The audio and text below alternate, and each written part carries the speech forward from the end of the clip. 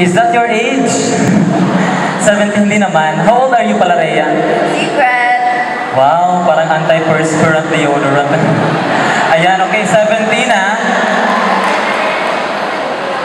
Ito ang iyong tanong. Number 17. Kung walang kamay ang mga ibon, then why do birds suddenly appear? Ipaliwanag.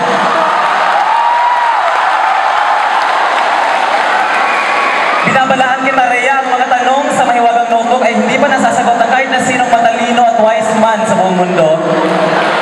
Ulit, kung walang kamay ang mga ibon, then why do birds suddenly appear? Ipaliwanag. Naloloka ako sa mata. Ayan. Next question, please. Next question, please. Talaga? Gusto mo next question? Thank you so much, Rhea. Galing naman. Ayan. Ready na ang ating mga ginoong inhinyero candidates. Our next exposure is